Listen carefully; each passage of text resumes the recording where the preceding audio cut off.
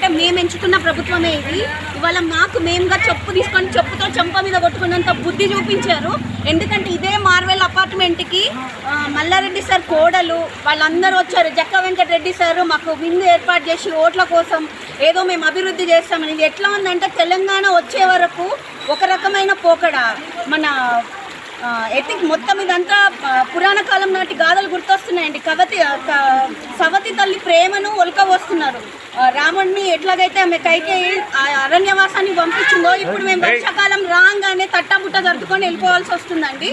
Every time ఇదే అండి బురదలు. సరే ఇది అయిపోయింది, 2 రోజులు వర్షం అయిపోగానే మీడియా వాళ్ళు ఏదో అపోజిషన్ పార్టీ వస్తుంది అడుగుతున్నారు, మేము మాట్లాడుతున్నాము. రేపు 2 వర్షాలు అయిపోయి తగ్గగానే కొంచెం ఎండలు స్టార్ట్ కాగానే ఇదంతా అయిపోతుంది, ఎండిపోతుంది. తర్వాత మళ్ళీ పట్టించుకునే నాదుడు ఉండడండి.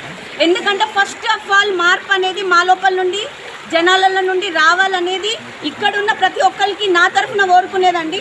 కేసీఆర్ గారు గవర్నమెంట్ ఏదో తెలంగాణ తెచ్చుకున్నాం, ఏదో అభివృద్ధి చేసుకున్నామని చెప్పేసి ఆయనకు పాలాభిషేకాలు చేస్తుంటే ఆయన వచ్చేసి డ్రైనేజ్ వాటర్తో సిటీని మొత్తం అభిషేకం చేస్తున్నాడండి. ఇవాళ ఆయనకి ఇచ్చిన ఆపర్చునిటీకి ఆయన చూపిస్తున్న కృతజ్ఞత భావం ఇది.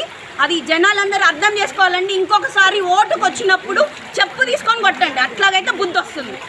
అది మాత్రం కరెక్ట్ అండి. ఎందుకంటే ఇన్ని రోజులు బురద మట్టి. నాకు తెలిసిన ఒక family, old family, 2 wife and husband ఇక్కడ నుంచి ఇక్కడ సాయి విహారిక కాలనీలో రెంట్కుంటారు. పెద్దవాళ్ళు ఏజ్డ్, వాళ్ళ ఇంట్లోకి మొత్తం మట్టి వాటరు మొత్తం అంతా వెళ్ళిపోయి వాళ్ళ బట్టలతో సహా అన్నీ కంప్లీట్గా పాడైపోయినాయి. చాలా అండి. విహారిక కాలనీకి వెళ్తే మొత్తం అంతా మునిగిపోయింది. వాళ్ళు ఇక్కడ ఇట్లా ఈ ఎదురుంగి ఇంట్లో కానీ ఇక్కడ ఇంట్లో కానీ ఆ స్కూల్లో కానీ మొత్తం ఫుల్ ఆన్ వాటర్.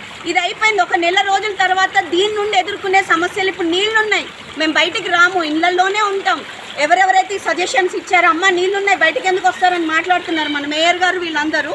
సరే బయటికి రాము సార్, ఇళ్ళల్లోనే ఉంటాము, మీరు పంపించే ముష్టి ఏదో ఉంటుంది కదా, మీరు నష్టపోయినాం అనుకునే వాళ్ళకి పంపిస్తున్నారు కదా ఏదో రిలీఫ్ ఫండ్, అది ఇచ్చే వాళ్ళకి ఇస్తారు, మిగిలింది మాత్రం వాళ్ళే దండుకుంటారు.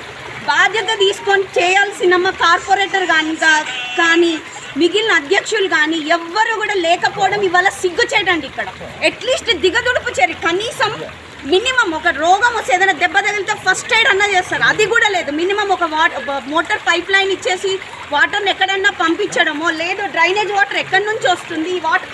నేను ఇవాళ